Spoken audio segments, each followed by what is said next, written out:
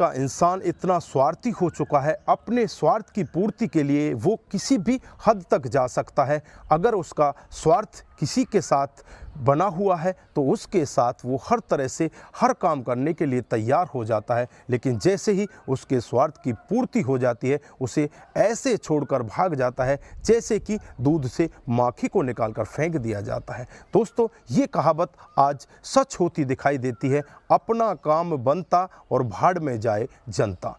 दोस्तों, इसी कहावत को आज एक व्यक्ति ने सच करके दिखा दिया है। दोस्तों, अगर आप भी पूरा मामला सुनेंगे तो एक बार के लिए उस व्यक्ति पर आपको बहुत ही ज़्यादा गुस्सा आएगा और एक बार के लिए आप सोचने के लिए मजबूर भी हो सकते हैं कि ऐसा व्यक्ति कहीं हमारे आसपास तो नहीं घूम रहा है। आइए दोस्तों, जानते हैं पूरा मामला क्या था। नमस्कार, जय हिंद। आप देख रहे हैं एपीएच न्यूज़ राहुल रावत के साथ। तो दोस्तों, आज की जो मैं हकीकत की घटना आपको बताने जा रहा हूं, हरियाणा में एक ज़िला पड़ता है गुरुग्राम, और गुरुग्राम के ही आईएमटी मानेसर की ये हकीकत की घटना है। यहाँ पर एक सिंधु देवी नाम की औरत, जिसकी उम्र 42 साल होती है और जो पीछे से बिहार की रहने वाली होती है, उसके 3 बच्चे भी होते हैं।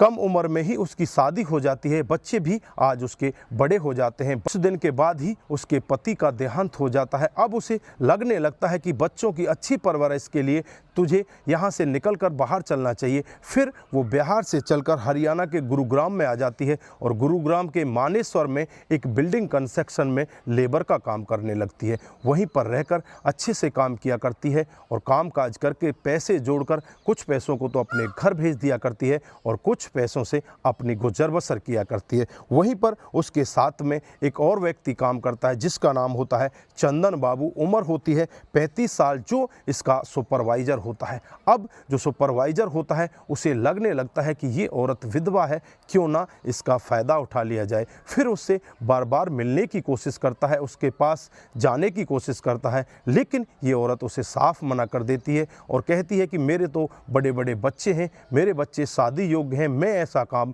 नहीं कर सकती। मैं तो अपने बच्चों की अच्छी परवरिश के लिए यहाँ कमाने के लिए आई हूँ। मैं तो कमाकर अपने बच्चों के भविष्य में पैसा लगाना चाहती हूँ, मैं ऐसा काम करना ही नहीं चाहती।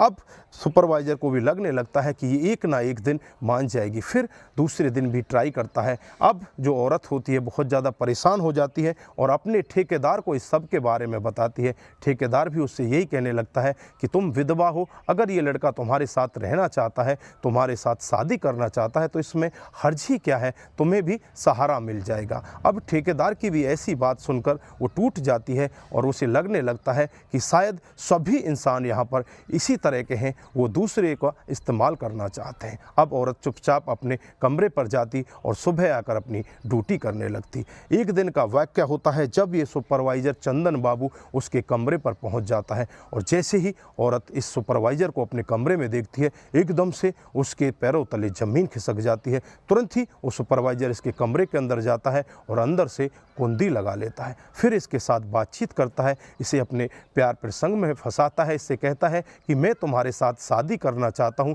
मैं तुम्हारे साथ रहना चाहता हूँ।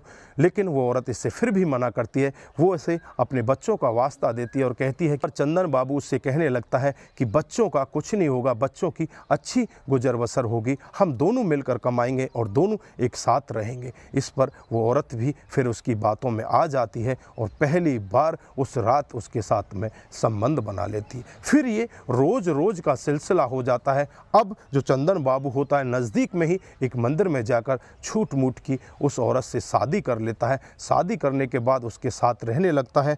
अब ये सिंधु देवी भी उसे एक बाइक दिला देती है और बाइक की किस्त खुद भरने लगती है। अब जो सिंधु देवी का एटीएम कार्ड होता है उसे भी चंदन बाबू अपने कब्जे में ले लेता है और उससे कहने लगता है कि अब हम दोनों एक ही तो हैं, अब एटीएम मुझे दे दो, मैं इससे किराया बराया भरता रहूँगा।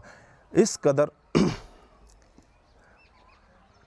इस तरह से सिंधु को चंदन के ऊपर पूरा विश्वास हो जाता है और अपना सब कुछ चंदन के हवाले कर देती है। उसके बाद ऐसे ही 1-1.5 महीने का समय और बीतता है। 1-1.5 महीने के बाद एक दिन रात का समय होता है और जब दोनों आराम से सोए होते हैं, चंदन रात को जगता है और जग कर वहाँ से जो भी नकदी होते हैं, जो भी जेवरात होते हैं, उसके एटीएम कार्ड सारे को लेकर वहाँ से चुपचाप फरार हो जाता है और अपने फ़ोन को भी बंद कर लेता है। जैसे ही सुबह सिंधु देवी जगती छोड़ती है तो देखती है कि चंदन बाबू यहाँ पर नहीं है। वो उसके फ़ोन पर कई बार फ़ोन करने की कोशिश करती है, लेकिन फ़ोन भी स्विच ऑफ होता है। उस कहीं भी चंदन बाबू का अता पता नहीं लगता और जो सिंधु देवी होती है बहुत ही ज़्यादा परेशान हो जाती है। परेशान होकर नज़दीकी पुलिस स्टेशन में पहुंच जाती है और वहां अपने पति की गुमशुदगी की रिपोर्ट दर्ज करा देती है और कहने लगती है कि पति ने मेरे साथ में बहुत गलत काम किया है, इसने मेरे साथ झूठ मूठ की शादी की है और आज मुझे छोड़कर मेरे पैसों को लेकर यहाँ से फरार हो गया है।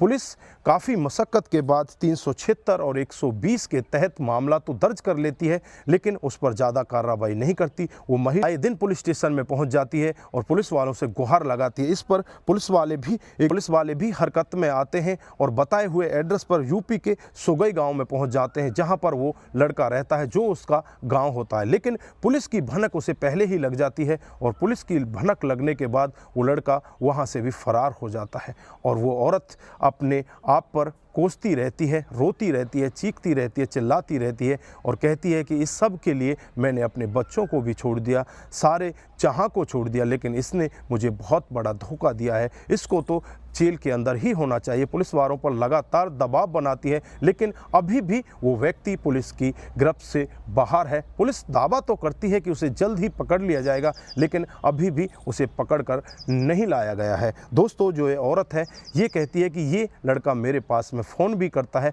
और फ़ोन करके वो यही धमकी देता है कि तूने ज़्यादा पुलिस में खबर करने की कोशिश की तो तुझे जान से मार दिया जाएगा। अब भी औरत अपने आप को बचाने की गुहार लगा रही है। ये कह रही है कि कहीं ऐसा ना हो जाए कि मुझे जान से भी मार दिया जाए। ये औरत बहुत ही ज़्यादा डरी हुई है। तो दोस्तों, यहाँ पर आप क्या कहना चाहते हैं? तो इस घटनाक्रम को सुनाने का उद्देश्य किसी को बरगलाना, किसी को बहकाना, किसी पर किसी प्रकार का दबाव बनाना नहीं है। हमारा उद्देश्य बस यही है कि आप लोग जागरूक हों और ऐसे क्राइम के बारे में जानें जो डे बाय डे हमारे समाज में बढ़ती जा रहे हैं। दोस्तों, आज के लिए बस इतना ही। फिर मिलते हैं किसी नए मोड़ के साथ। तब तक के लिए आप अपना ख्याल रखें, अपने परिवार का ख्याल रखें, सतर्क रहें, सावधान रहें और ऐसे क्राइम को अपने आसपास ना होने दें। नमस्कार, जय हिंद,